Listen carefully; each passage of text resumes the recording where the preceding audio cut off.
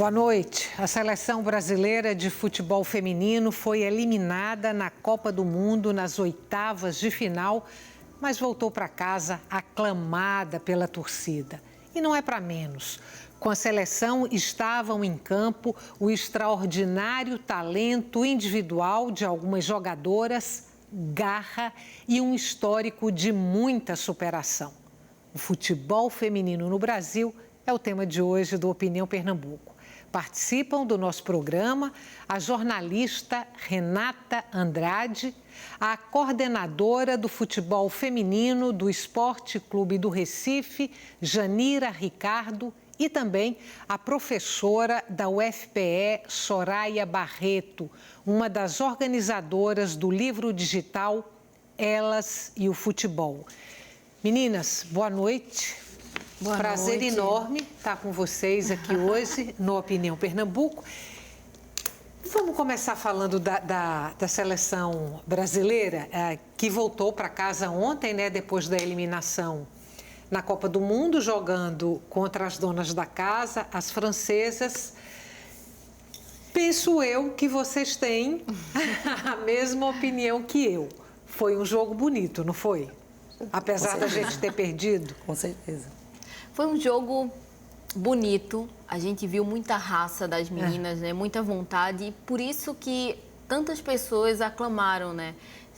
Elas chegaram aqui nas mãos do povo. Muita gente assistiu o futebol feminino. Eu vi muitas pessoas que não assistiam, nunca tinham visto uma partida de futebol feminino e nessa Copa do Mundo acompanharam, não só pela visibilidade que a televisão deu, mas pela vontade, pela raça que elas mostravam, pela alegria quando elas estavam lá na França, né?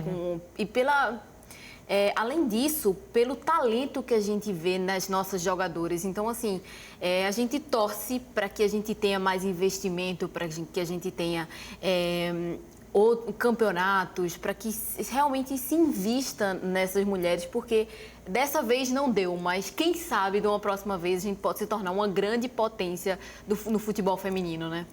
Bom, foi a Copa do Mundo de futebol feminino, também, creio eu, de maior visibilidade até agora. Isso. Você é coordenadora do futebol feminino do esporte. Você acredita que essa visibilidade que a seleção brasileira feminina está tendo neste momento pode impulsionar o esporte, essa modalidade no Brasil, as mulheres no futebol? Com certeza, principalmente devido ao depoimento de Marta, né? Quando ela pediu para as meninas não desistirem, porque ela, nem Formiga, nem Cristiane vai dar continuidade, e ela pediu mais empecilho das meninas. Eu acho que... E geralmente quando tem a Copa do Mundo ou tem alguma Copa América de futebol feminino, geralmente dá mais entusiasmo. Antigamente eu não via os pais das meninas levar a menina para pedir para fazer uma seletiva com ela. Hoje em dia, dentro do esporte, está uma procura imensa, que eu até andei falando com o presidente Milton Bivar, para ver se a gente abrir uma escolinha dentro do próprio clube. Porque a procura está grande. A gente tem escolinha de futebol feminino no Recife? Você tem conhecimento? Tem, dentro do esporte mesmo tem uma do Society, né? Mas a gente não tem uma apropriada para o campo. Mas com essa desenvoltura do futebol feminino, tem muita gente abrindo escolinha de futebol feminino. Quais as principais dificuldades do futebol feminino no Brasil? Estou fazendo essa pergunta para você porque, entre outras coisas, você é uma pesquisadora da área do futebol feminino. Quais são as principais dificuldades? Olha, eu vou te dizer que, principalmente, visibilidade, porque visibilidade não gera investimento. Eu vou, assim, sem me discordar um pouco da colega, no que diz assim, porque agora finalmente teve visibilidade e eu vi que as pessoas começaram a assistir futebol.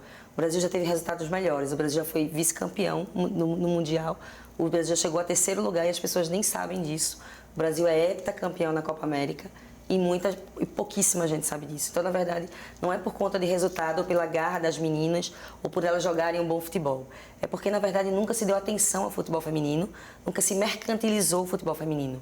É claro que a gente vem agora, e aí eu vou falar realmente como pesquisadora, a gente vem de uma onda bastante forte, né, sobre a questão do empoderamento feminino e sobre a participação da mulher e a ocupação da mulher em espaços antes negados. Um desses espaços é o futebol.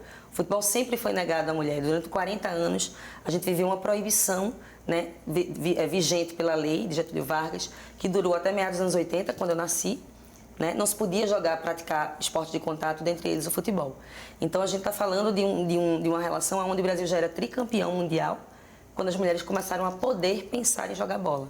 Então, a gente vê aí o gap, que é quando agora a gente vê uma televisão de alto impacto, né, de alta audiência, em TV aberta, mostrando, você vê, por exemplo, a Copa América masculina está acontecendo agora, a feminina aconteceu há pouco e ela só foi vinculada via streaming, via Facebook. Então você vê que a visibilidade não existe praticamente. Para mim, por exemplo, esses jogos eram difíceis. Mas essa Copa não está sendo diferente, e aí a gente vai encontrar o que Renata falou, é pela primeira, e talvez por isso a torcida tenha se chegado, pela primeira vez uma Copa Mundial de futebol feminino ganhou essa visibilidade com transmissões ao vivo das partidas da seleção brasileira pela principal emissora de televisão do país. É por causa dessa visibilidade que as pessoas passaram a acompanhar mais. Meu pai mesmo, ele nunca tinha visto um partido de seleção de futebol feminina, assim. E ele contando para mim, poxa, eu torci tanto para as meninas, eu acompanhei, eu vi. Então, assim, o que eu notei, o que eu estudei, o que eu andei percebendo é que realmente houve uma mobilização maior justamente por causa dessa visibilidade. Então, é isso que falta. Acho que falta realmente mais visibilidade e também investimento e mudança lá de cima. A CBF precisa mudar o seu pensamento, precisa mudar a gestão. Só temos uma mulher nessa Copa do Mundo, só tivemos uma mulher na equipe do Vadão. E ela nem estava relacionada diretamente ao futebol. Ela estava sendo ligada justamente para responder à FIFA. Dentro da CBF, a gente não tem nenhuma diretora mulher. Então, acho que falta isso também. A gente tem que mudar lá em cima, tem que ter políticas públicas, que as pessoas possam ter mais acesso ao futebol feminino. Claro, através dessa visibilidade. A gente precisa dessa visibilidade, discutir como a gente está fazendo aqui, para que o futebol feminino apareça mais, sabe? É uma coisa que está interligada à outra. Não tem como a gente ter pessoas que torçam, porque as pessoas, a mídia, por exemplo, ela tem um papel pedagógico. Não é à toa que as telenovelas lançam um corte de cabelo e um monte de gente corta. Não é à toa que lançam uma cor de esmalte e um monte de gente coloca. Né? A mídia tem um poder pedagógico. Então, a partir do momento em que uma mídia mainstream ela começa a incentivar um tipo de comportamento, um novo padrão, é óbvio que as pessoas vão começar a atentar mais para esse movimento. Então, é uma coisa que já vai gerar outra. Se a gente não tem visibilidade, as meninas ganharam numa final de Copa do Mundo, jogando muito, ainda com a Marta bem mais jovem, a Cris bem mais jovem, a Formiga no auge da sua explosão, né? E não levaram por pouco a taça de Copa do Mundo. E mesmo que tivessem levado, eu vou dizer a vocês, infelizmente não acredito que tivesse tido grande visibilidade, porque na época não se dava visibilidade a isso. Não se dava visibilidade à mulher no espaço do futebol. Eu digo isso como torcedora que vai a campo desde criança e tem percebido a mudança. Né? Porque até então, basicamente, você ia para o estádio, se fosse via seu pai ou via o seu namorado. Porque se você estava lá, eu já fui sozinha para o estádio várias vezes, porque eu gosto de futebol e sempre fui muitas vezes sozinha. Várias vezes fui assediada, porque mulher não pode estar no futebol se ela não foi atrás de homem. Então, assim, o pensamento social está muito atrelado a um machismo relacionado Exatamente. ao futebol. Então, por uma visibilidade que está havendo em outras esferas sociais, que não é só no futebol, na própria publicidade, na própria comunicação, na forma de ver os espaços públicos onde as mulheres poderiam ou não estar, está havendo toda uma reestruturação. E o futebol tem sido também um fenômeno social, que assim como outro qualquer, tem funcionado nisso. Marta já ganhou 6 vezes a Bola de Ouro, isso praticamente não era conhecido até pouco tempo atrás, né? Então, e um detalhe interessante, professora, que ela falou em relação a Marta, né? O quanto ela foi importante nessa Copa do Mundo, o discurso dela de tomar posse ali, ela se empoderar naquele momento da força que ela tem, da pessoa, de tudo que ela já conquistou. Então, assim, o discurso dela naquele momento de realmente puxar para si essa responsabilidade do futebol feminino foi muito importante, que a gente não viu isso outras vezes, né? Então, Marta nessa Copa do Mundo foi importantíssima a forma que ela se expôs e a forma que ela discursou naquela final. Eu acho que a gente tem uma fala de Marta sobre isso, sobre o apoio da torcida, isso. Mas antes da produção cuidar dessa fala, eu tenho a impressão que temos sim ela. Antes, eu queria trazer um pouquinho aqui para o universo de Pernambuco. Se a gente fala em dificuldades em âmbito nacional, pensando aí numa seleção brasileira de futebol feminino, e ver tantas dificuldades, fico imaginando que as dificuldades locais talvez sejam maiores. Quais são os principais empecilhos? Olha, a gente, como já disse aqui, quando a gente começou, que era proibido o futebol feminino, a gente não usava nem o nome do esporte, usava Coração de Leão. Não podiam usar o nome do esporte? Nossa. O nome do clube. Clube nenhum, não era só do esporte, clube nenhum. Era uma proibição da CBF, era uma proibição de lei, era o quê? Não tinha futebol Era um feminino. decreto de lei. E a CBF não deixava de jeito maneira. Então a gente entrou, era até o nome de uma torcida, Coração de Leão, do esporte. Então a gente entrou com o nome de Coração de Leão. E nessa época, quando a gente começou, a gente ganhava um padrão de camisa, que era um vermelho e preto, que o vermelho virava rosa e o preto virava cinza, porque a gente ficava com esse padrão. E Quer dizer, mudava de cor, de cor, de que a gente velho. só ganhava aquele material e acabou-se. Hoje não, hoje melhorou muito. Principalmente agora em 2017, 2018, que foi quando profissionalizou as meninas, porque antes era tudo amadora. E profissionalizou, mas agora em 2019 com a situação do clube, foi, obrigado bem dizer, a desfazer. E com a exigência da CBF, junto com a Federação Pernambucana, exigiram a presença do Sport e do Vitória, que os dois não iam participar do Brasileiro, devido às condições. Aí o presidente Pedro Bivar me pediu para eu colaborar e fazer um time caseiro, que era a real situação do esporte, né? Então a gente montou um time caseiro e estamos participando do Brasileiro. Por um período de quanto tempo o esporte ficou sem time feminino? 2014, de maio de 2014 até 2017, 1 ano e meio. Vamos ver a fala de Marta? Sem dúvida, de cabeça erguida e muito orgulhosa do que a gente desempenhou como equipe, o espírito que a gente colocou dentro de campo, a luta, a garra, a determinação, isso não faltou para a nossa equipe. Então a gente não conseguiu o objetivo, mas de alguma maneira a gente vem retribuindo com tudo isso, o carinho que a gente recebe do povo brasileiro, as mensagens, a torcida e pede aqui que continue junto com a gente, porque não acaba por aqui. A Copa do Mundo pra gente acabou, mas tem a Olimpíada ano que vem já. Muita gratidão por tudo que eles demonstraram, pelo carinho que eles demonstraram com a nossa seleção. O povo brasileiro é isso, é muito amor, é muita emoção e eu desejo, tudo de bom para a nossa nação e agradeço muito pelo apoio. Bom, a gente tem Marta na seleção brasileira, que é um talento extraordinário. Além dela, outros talentos como Formiga, que vocês citaram aqui, Cristiane, Andressinha. Temos esses talentos individuais. Na mesma proporção, temos esquema tático, temos equipe técnica, ou essa seleção feminina sobrevive mais dos talentos individuais? Na minha visão, sobrevive mais dos talentos individuais, sem dúvidas.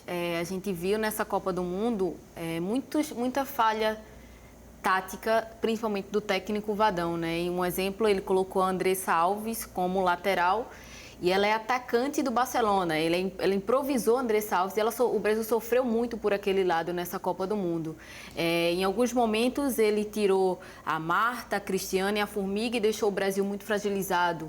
Em outro momento, o Brasil poderia ter continuado mais para frente, um exemplo, ter continuado atacando, ele preferiu recuar. E o Brasil acabou pegando a França. Se tivesse feito mais um gol contra as italianas, poderia ter pego a China, que é uma seleção bem mais fraca tecnicamente. Então, assim, além dessa questão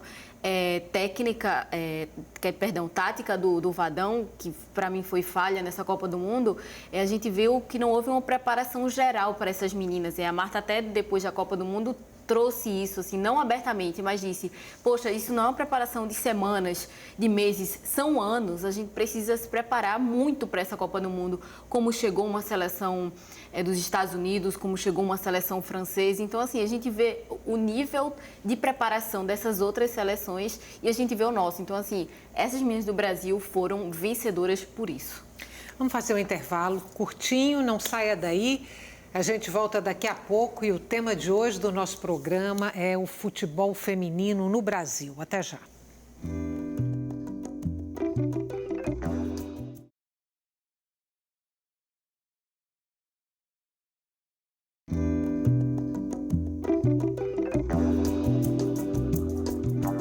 Estamos de volta com Opinião Pernambuco. O futebol feminino no Brasil é o tema do nosso programa. Participam a jornalista Renata Andrade, a coordenadora do futebol feminino do Esporte Clube do Recife, Janira Ricardo, e também a professora da UFPE, Soraya Barreto, uma das organizadoras do livro digital Elas e o Futebol. A gente terminou o bloco anterior com a opinião de Renata sobre a seleção brasileira. A Renata colocava que achava que a seleção brasileira sobrevivia muito às custas do talento individual das jogadoras, de algumas jogadoras. Aí eu queria a opinião de vocês duas, se é dessa maneira que vocês veem a seleção brasileira e os resultados que ela tem obtido até aqui. Eu acho que o que falta mais para as meninas não é nem questão de estrutura que elas têm, mas é o entrosamento. Elas chegam, vem aqui para fazer um amistoso, aí volta para os clubes. E não tem aquele treinamento. Clubes no exterior. No exterior. Então, não tem aquele treinamento, aquela temporada, a pré-temporada que se chama para treinar. Elas só vêm, fazem um amistoso, aí passam uma semana na granja, cada um volta para os seus clubes. Então, acho que isso faz falta nelas. E você, Soraya? Eu concordo que a falta de entrosamento é um dos principais problemas, mas ele está em toda a estrutura do futebol feminino pensada pela CBF no Brasil, né, que tem esse time que, na verdade, não joga campeonato regional, não joga praticamente campeonato nacional, não há competições, né, realmente competitivas em âmbito nacional, todas as meninas praticamente jogam fora, e aí você vê, não tem uma construção de futebol de base. E aí a gente tem um técnico que, desculpem o termo, mas eu não tenho outra coisa para dizer, antiquado, que não estuda futebol, que realmente não tem uma visão mais ampla do que é o futebol feminino. A gente está falando de um futebol que não é diferente por conta de gênero, é diferente porque é diferente. O futebol pernambucano é diferente do futebol paulista, como vai ser diferente do futebol europeu. Então a gente tem que entender a nossa identidade enquanto futebol, né, o feminino, e ter uma visão mais clara, mais ampla sobre o que é o papel de cada jogador ali dentro. A gente vive de talento individual não só porque nós temos talento individual. Se a gente olhar, a equipe do Brasil são todas extremamente talentosas. A gente vê o Tamires dando show, com a caneta que ficou famosa, a canetinha também de Debinha, que é uma excelente jogadora. Andressa Alves foi super mega puxada, tanto que terminou se machucando, porque jogou onde não deveria estar jogando, fez esforços que não é o costume dela no tipo de futebol que ela desempenha na Europa.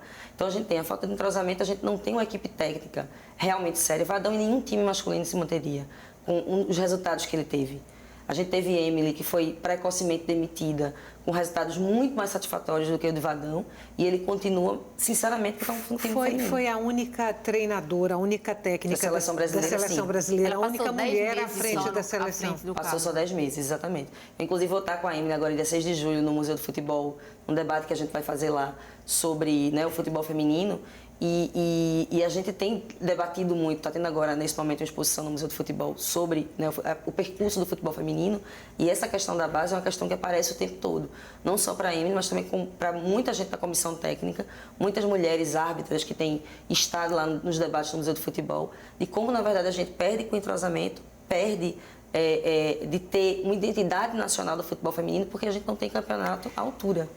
Na Copa do Mundo, desculpa, Renata, depois eu te passo a palavra, mas agora na Copa do Mundo, desses times todos aí que estavam e estão ainda na disputa, quais deles têm técnicas são mulheres no comando da seleção? Fora a França, né, que a gente viu agora no jogo com o Brasil. Quais os outros times que têm técnicas, mulheres no comando? Os Estados A Unidos. Itália, Estados Estados Unidos. Unidos. Deixa eu ver quem mais. Acho que na Noruega é o Bergamo. Bom, que a gente lembra Tem aqui uns então. 3 ou 4 técnicas. França, Estados Unidos, Itália. Não, as mulheres então não são maioria ainda no comando das seleções. Não, ainda não. Por que a gente tem poucas mulheres ainda no futebol? Ou porque há uma cultura machista mesmo aí no Eu acho que esporte? ainda é cultura machista. Porque tem muitas técnicas. Aqui dentro do Brasil mesmo tem muitas, várias. No É Corinthians, o caso da Emily, São né? Paulo, Como ela falou, Santos. foi demitida com 10 meses, com um trabalho satisfatório.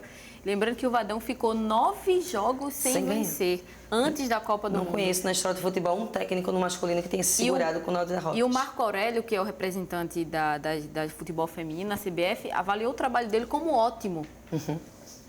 E é quem segura ele, né? Infelizmente, a gente É não quem pode... segura Vadão na seleção. E, na verdade, se você for observar todo o componente do futebol, quadro de arbitragem, comissão técnica, a gente tem muita mulher aí, sim, trabalhando no futebol. Só que muita mulher que, inclusive, precisa pagar para trabalhar, porque como não tem reconhecimento, não tem espaço, né? Então, eu concordo plenamente. É uma cultura machista, não é falta de profissionais querendo se aplicar. A gente tem aí um aumento significativo nos números das próprias associações de arbitragem e de treinamentos técnicos e táticos de mulheres. O crescimento é enorme, só que ao mesmo tempo elas não têm espaço, né, ou oportunidade mesmo de apitarem, né, ou de Vamos falar então de salários. Vamos falar também de salários. A gente sabe que os salários do futebol masculino são astronômicos, são milionários. Quando a gente chega no futebol feminino, qual é a realidade? Se a gente vai fazer um patamar entre Marta e Neymar, por exemplo, que isso é bem atual, Marta ganha 239 vezes menos do que Neymar. Só que... Neymar não tem nenhuma bola de ouro, Marta tem 6. Só que assim, em relação ao futebol masculino, o futebol masculino ele acontece da seguinte forma: o zagueiro dentro do futebol tem um salário menor do que o atacante, por exemplo, porque o atacante ele vende mais, ele é o cara que vende mais camisa. Então assim, além de ser um jogador que ganha mais, é por causa disso, é por causa do que ele faz além para o clube. Então assim, acho que essa questão salarial do futebol feminino, a gente ainda precisa... acho que vai precisar de um tempo ainda. Acho que daqui a alguns anos, quando a gente tiver mais visibilidade no futebol, quando a gente tiver mais espaço para elas, quando tiver mais estrutura, que a gente vai poder igualar mais isso. Só que eu acho que Mas isso é é por conta da cultura machista. Exatamente. É porque, na realidade, eles pensam assim, que o futebol feminino não tem rentabilidade para o clube, enquanto que o homem tem. Aí vamos agora para... Então, Esse é o raciocínio. Quando tivermos mais é visibilidade... que as meninas não têm rentabilidade para o clube. Esse é o raciocínio, no entanto, batemos a marca de 35 milhões de espectadores no jogo Brasil e França, aqui no Brasil. O Brasil quebrou o recorde mundial, que era dos Estados Unidos, né, em uma final de Copa do Mundo feminina. Então, dizer que não tem visibilidade, que não se vende, não tem transmissão porque ninguém quer, ninguém gosta, ninguém vê, é mentira, é falacioso.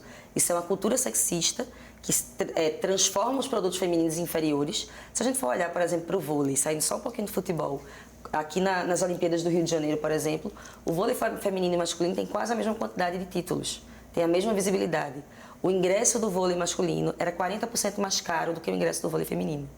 A gente está falando de uma modalidade que historicamente é entendida como agênero, né? Homens e mulheres podem jogar independentemente. Então, a cultura machista no esporte, ela não vem de hoje e ela não vem do futebol. Então, essa questão do salário, concordo, tem diferença em relação ao desempenho de cada ator dentro de campo. Mas a diferença salarial em relação a gênero, ela tem a ver com a falta de investimento e de visibilidade no futebol feminino. Porque a gente está falando de jogadoras como a Alex Morgan, a gente está falando da Ada, que é a atual melhor jogadora do mundo, que desde 2017 não joga na seleção norueguesa, porque justamente, apesar da Noruega entender que o soccer, né, o futebol pra gente, é um jogo que pode ser jogado por homens e mulheres, é naturalizado lá, assim como nos Estados Unidos, né? Ela disse que não joga porque não tem salários iguais da Noruega. A seleção norueguesa masculina não tem nada. E a feminina Estados tem. Unidos também, né? Acontece isso com os Estados Unidos. Exatamente. Inclusive, estão protestando na Copa do nem Mundo. cantando o hino. Em relação a isso, tem uma jogadora, que eu não estou lembrando o nome dela agora, que ela não cantou o hino. E o presidente Trump até comentou isso, né? Que ela não achava certo, Ela tá em enfim. protesto. Mas elas querem justamente isso. A equiparação salarial com os homens e que, inclusive, o futebol feminino é muito mais forte do que o masculino nos Estados Unidos. Até porque nos Estados Unidos a cultura do futebol americano é masculina e a do futebol, do soccer, é feminina. Elas são tricampeãs, o masculino não tem nada. O que é que justifica elas ganharem menos do que os homens? Exatamente. Eu vou pedir para a gente fechar aqui essa parte dos salários. Eu vou pedir para você repetir, por favor, quantas vezes menos Marta ganha em relação a Neymar? 239 vezes menos. E ela foi 6 vezes campeã do mundo, hein? Não era pra qualquer uma, não. Uhum. Foi um negócio espetacular. Vamos trazer essa realidade agora, então, para Pernambuco. Qual é a situação das jogadoras do futebol feminino aqui? Em termos materiais, salariais? Olha, materiais, pelo menos dentro do esporte, elas têm todo tipo de material. Isso aí a gente não tem o que reclamar. Agora, hoje, a atual situação do clube não permite ter uma jogadora profissional, nem alojamento, né, porque as meninas moravam lá. Uhum. E hoje é ajuda de custo mais as passagens. Ou seja, elas não têm salário? Não. Mas, falando aqui de Pernambuco, ainda é o clube que ajuda mais as meninas. Porque no Náutico não tem nada. Quem ajuda lá, eu acho que o Náutico hoje em dia só está em pé por causa de Luiz Cláudio, que é quem segura a onda das meninas. Lá no Vitória é o presidente Paulo Roberto, né? É sozinho também. Vamos lembrar, então, que a gente tem uma ex-jogadora do esporte na seleção brasileira.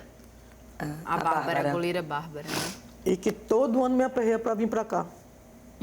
Para vir jogar no esporte.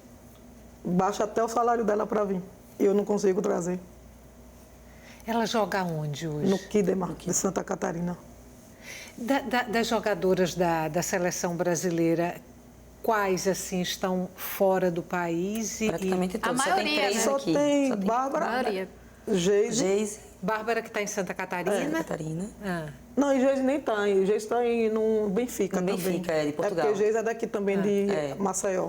Mas também está no Benfica, também não está aqui. A grande maioria está ou em time europeu ou americano. Aí a gente está aqui falando de preconceitos em relação ao futebol feminino.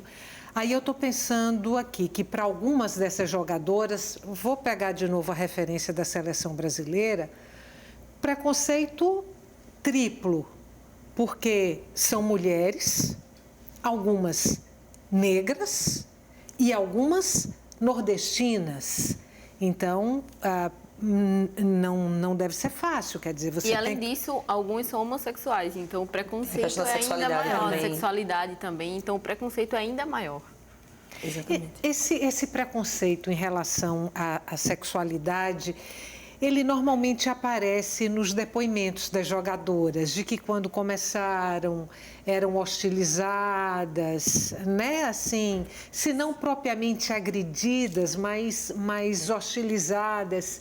E muitas têm essa marca. Você presencia isso também, sempre voltando para cá e para o time que você acompanha. As meninas ainda hoje aqui são vítimas desse tipo de preconceito? Não.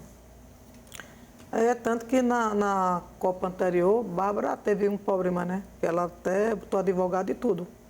E um torcedor brasileiro, né? E não foi nem em termos de... Foi chamando ela de negra, de macaca, essas coisas também, né? Que aconteceu algumas vezes, acontece, a gente presencia também no futebol masculino, né? Aí é um preconceito racial.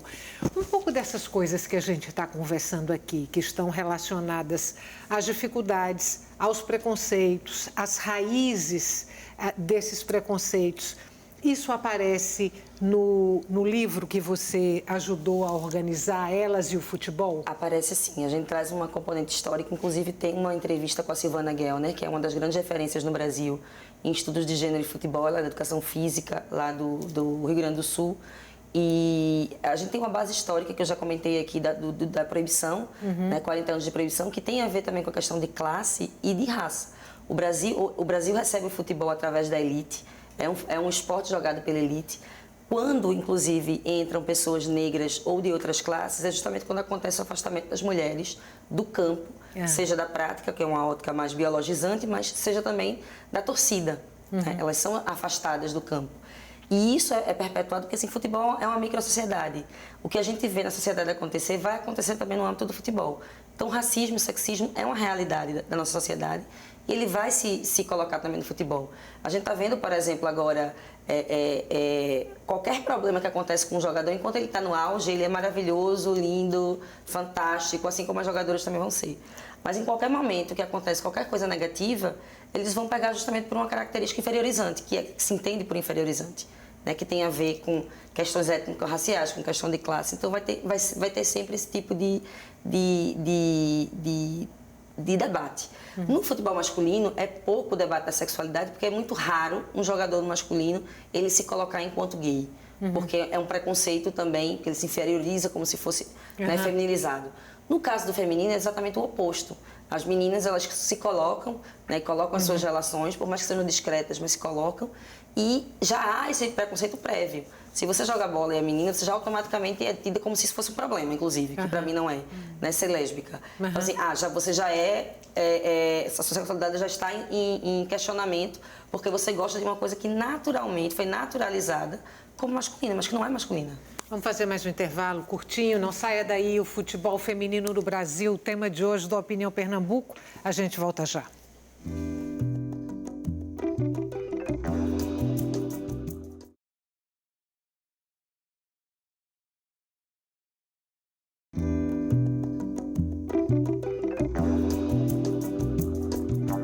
O futebol feminino no Brasil, sua história, suas dificuldades e suas superações. Esse tema está sendo discutido hoje no Opinião Pernambuco, que está entrando no seu terceiro e último bloco. Participam do nosso programa a jornalista Renata Andrade, a coordenadora do futebol feminino do Esporte Clube do Recife, Janira Ricardo, e também a professora da UFPE, Soraya Barreto, uma das organizadoras do livro digital Elas e o Futebol. Vou trazer para vocês a pergunta de Felipe de Aldeia. A gente já falou um pouco sobre isso aqui, mas eu vou trazer a pergunta que é: por que a seleção brasileira não tem um técnico mulher? Faltam profissionais qualificadas no mercado? Com certeza que não. Emily mesmo era uma que poderia estar à frente da seleção. Exatamente. Ela esteve à frente da seleção durante hoje, né? 10 meses. Com resultados muito bons com o Santos, né? Exatamente. Da Vila. E acabou sendo demitida sem explicações. Hoje é o Vadão. Ele entrou no lugar dela, né? E é mantido lá pela CBF. Então, assim, é uma questão puramente de decisão da CBF. Deixa eu voltar para o livro.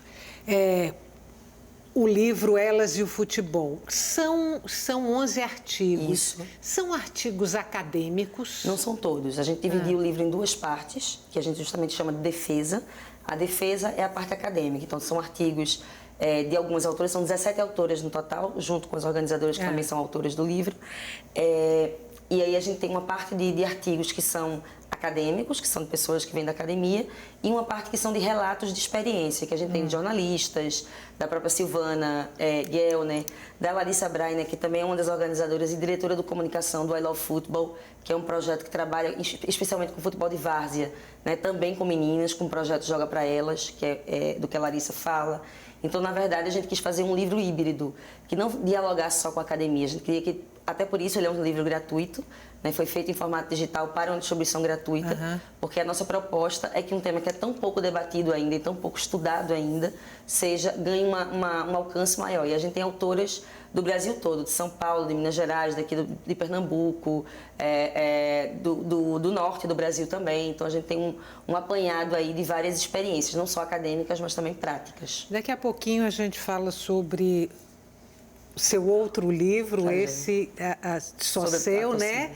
Mulheres no Campo. Mas antes eu queria falar um pouquinho com vocês duas, com vocês três, na verdade, sobre o campeonato pernambucano de futebol feminino, que já começou.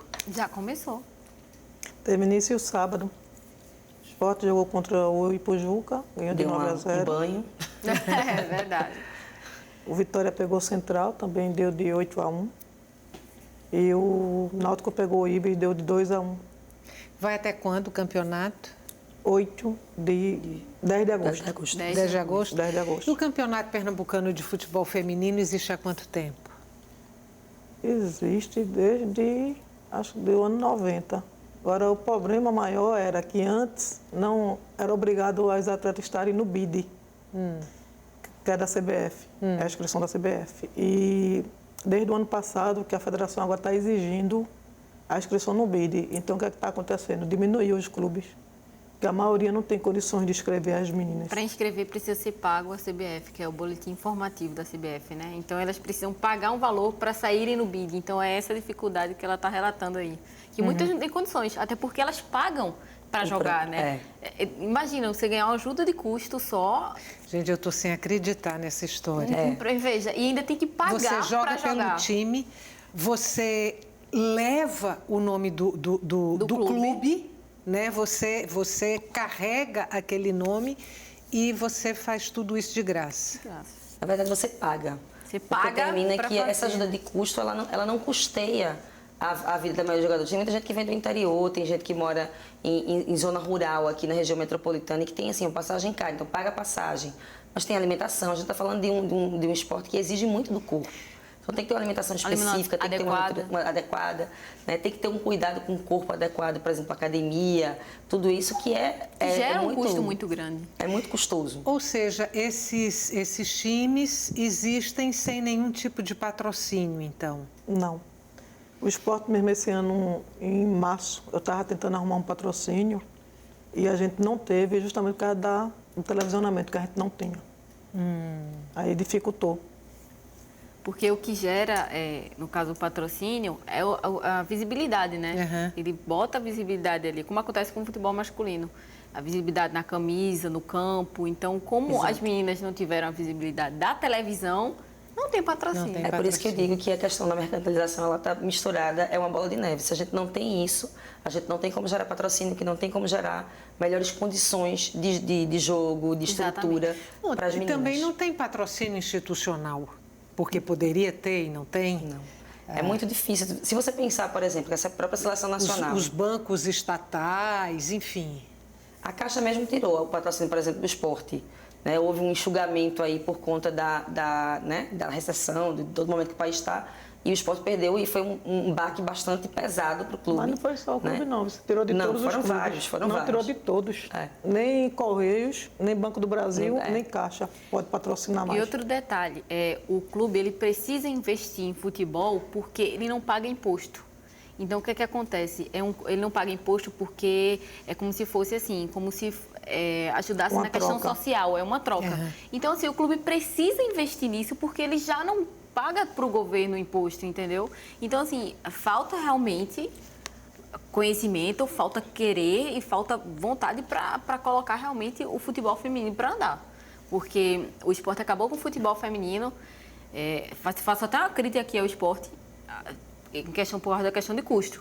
Mas, assim, isso isso o esporte deveria ter feito isso de outra forma, arrumado outra forma para não acabar com o futebol feminino. Mas eu acho que o problema foi que ficou assim, muito em cima da candidatura do Dr. Milton. Quando ele entrou, o time estava formado, só que quando ele entrou, ele achava que tinha um buraco e tinha um rumo. E aí ele teve, não foi só assim, eu não estou nem querendo defender, não foi só, porque quem ficou no prejuízo fui as meninas, né? Porque as meninas já estavam treinando, tudo já estava dentro do clube. E não foi só a gente, né? Acabou a gente, mas teve que acabar outras modalidades devido aos custos, porque realmente não tinha, como eu estou dizendo, só quem sabe o que está acontecendo dentro do esporte é quem está dentro do esporte, quem está vivenciando. Então, mas graças a Deus as meninas saíram e no mesmo dia a gente conseguiu empregar todas elas nos clubes. Agora, a nossa vingança, sabe qual é? É termos aí mulheres, falando do futebol, que são hoje as heroínas da torcida brasileira. Exatamente. Né? Eu acho que nenhum jogador hoje supera, talvez, em admiração e afeto, uma jogadora como Marta. Sem dúvidas, momento né? atual que a gente tá tendo. Até porque a gente tem o nosso maior jogador da seleção brasileira, o Neymar, passando por vários problemas aí e muita gente, boa parte do Brasil, já com descrédito, né? Muita gente escolheu a Marta justamente por causa disso que vem acontecido, por causa do que o Neymar tem feito. Mas o próprio futebol masculino ele tem sofrido uma queda. Exatamente. Né? Tem alguns estudiosos, inclusive, da própria sociologia do esporte, como Ronaldo Elau, que é um professor do Rio de Janeiro bastante famoso nessas ideias, que ele, inclusive, já questiona essa história da identidade nacional com o futebol. Porque o Brasil já deixou de ser o país do futebol há um bom tempo. É verdade. No âmbito, inclusive, do masculino. Né? Se a gente for pensar assim, um pouquinho mais atrás, a história do futebol feminino começa a ganhar visibilidade não é agora nessa Copa do Mundo. É nas Olimpíadas, quando o futebol masculino vai muito mal e o futebol feminino ele consegue um destaque maior e meio que as pessoas fazem como uma espécie de vingança, o que é péssimo, mas que, por outro lado, gerou um movimento positivo, que é as pessoas começaram a olhar com outros olhos o futebol feminino, porque o masculino ia tão mal e ganha tão bem para isso, né? Enquanto o feminino, na verdade, tem pouca estrutura. Jogou a última Copa do Mundo em campo sintético. Para quem nunca jogou em campo sintético, machuca, queima, dói. Né? Então, assim, a gente tem um campeonato a nível de Copa do Mundo acontecendo com campo sintético, é uma coisa impensável para o futebol masculino, por exemplo. E aí a gente tem uma pessoa como Marta que resiste e ganha 6 bolas de ouro. Para quem não sabe, quem vota são as outras jogadoras. A gente está falando de uma jogadora que tem 17 gols marcados em Copa do Mundo, superou a marca do Close, né, que era o maior goleador até então. Aí fala, fica comparando futebol masculino com feminino. Mas espera aí, a gente tem várias Copas a menos. A primeira Copa feminina foi em 83. A masculina aconteceu muito antes, o Brasil já era tricampeão.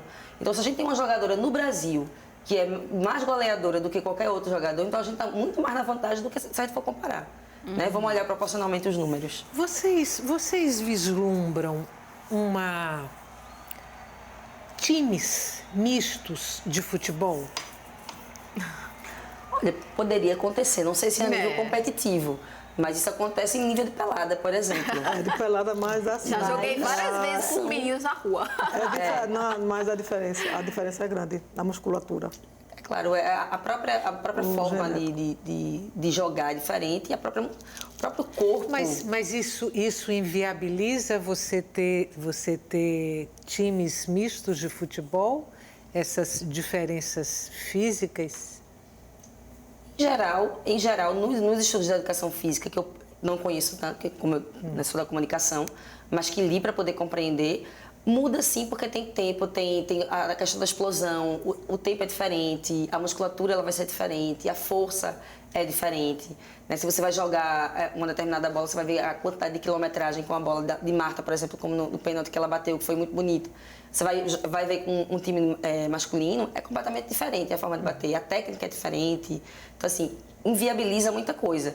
Poderia ser um experimento. Mas não sei se daria certo. Né? Exatamente. Quem sabe? Só fazendo para Não vamos ver no futuro um time misto. Vocês são da opinião de que a barra da goleira deveria ser menor do que a barra do goleiro? Ou seja, resumo da ópera, em se tratando de futebol feminino, a barra deveria ser mais estreita? Eu acho que não. Exato, é porque assim, é muito difícil a gente pensar, porque a gente pensa de uma forma mais ampla. A estrutura já é tão difícil para o feminino que imagina criar uma barra só para o feminino. Aí é que não vai ter futebol mesmo. Teria que mexer no tamanho do campo, aí teria que diminuir o peso da bola. Todas as métricas teriam que ser repensadas. Aí eu Melhor acho que ficar como melhor está. Melhor ficar como está. Olha só, a gente tem jogo Da seleção masculina. da Copa Feminina. A gente tem um jogo amanhã, não tem? isso. Noruega e Noruega, Copa do Mundo de Inglaterra. Futebol Feminino. E na sexta-feira a gente tem França e Estados Unidos. Nossa, jogão, né? Queria saber a expectativa de cada uma de vocês para os dois jogos. Noruega e Inglaterra, quem leva melhor? França e Estados Unidos, quem leva melhor? Olha, para mim, Noruega, mesmo sem a Ada, ainda tem muito mais time do que a Inglaterra e, sem dúvida, Estados Unidos. Elas vieram com tudo para a campanha do Tetra e elas estão muito obcecadas por isso. Olha, eu confesso que eu não vi ainda a Noruega e a Inglaterra jogando. Eu vi os Estados Unidos, né? Nossa, elas são máquinas. É impressionante. É bom, é gostoso vê-las jogando. É um negócio impressionante. A qualidade no passe, a técnica. O entrosamento, né? Elas já jogam juntas há muito tempo. Exatamente. Então, assim, e elas sabem o caminho das pedras. Elas são muito experientes. Então, assim, para mim vai dar Estados Unidos. E acho que elas vão ser campeãs dessa Copa. Janira, seu palpite. Também acho que Estados Unidos. E no jogo de amanhã? Eu sou Austrália. Austrália? Bom, a gente está chegando no final. Não, é Noruega, né? Amanhã Noruega. A gente está chegando no finalzinho do programa. Vou mostrar o seu livro, Mulheres no Campo, que é esse livro aqui. Foi lançado antes de Elas e o Futebol. Sim, foi lançado no final de maio, agora. Esse livro é sobre o ethos da torcedora pernambucana. Quem é a torcedora pernambucana, o percurso e as motivações para chegar até o futebol. Então, a gente tem aí alguns achados que são interessantes, que a gente começa a perceber a participação da mulher, inclusive, enquanto influenciadora, né, do gosto pelo futebol, não só pela prática, mas pela torcida do futebol também. Gente, para terminar, quem vai ganhar essa Copa do Mundo? Estados Unidos, É? Acho que elas levam de novo, né? De novo. De novo, pela quarta vez. Aí vão ser tetracampeãs. Elas já estão tri. Agora, é curioso, porque o futebol masculino dos Estados Unidos não tem Isso é que é interessante, vigor. é cultural. É por isso que a questão da cultura é tão forte. Porque nos Estados Unidos o forte masculino é o futebol americano. E para as mulheres é o futebol, o soccer, né, que para a gente é o futebol tradicional. Então, como a cultura é construída como um jogo feminino, muitas meninas querem e gostam e jogam futebol.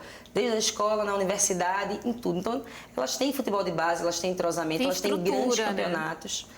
Então, isso gera uma cultura de consumo do esporte, que gera mercantilização, que gera salário, que gera, obviamente, toda uma cultura em cima do futebol. O futebol feminino começou onde? Foi na Inglaterra também? O futebol começa na Inglaterra, depois o feminino, aí a gente teria que ver historicamente. Aqui no Brasil ele começa no circo. Mas no circo? No circo, sim. Tem uma estudiosa que era do Museu do Futebol, ela agora não está mais lá, a Aira Bonfim, que ela está inclusive defendendo a dissertação dela de mestrado, que ela fez uma historicização pela história do futebol e ela descobre que ele nasce no circo, fazendo caricatura do futebol masculino. Caramba. Depois ele começa a virar um campeonato. Interessante. Boa noite, mais uma vez. Boa noite, muito obrigada. Muito obrigada mais uma vez pela presença de vocês aqui hoje no Opinião Pernambuco. Bons ventos para o futebol feminino no Brasil, né? Vamos torcer para que daqui por diante as notícias sejam boas e a gente possa trazer sempre observações positivas. Amém. Para você que está em casa, muito obrigada pela companhia até agora e o Opinião Pernambuco volta amanhã.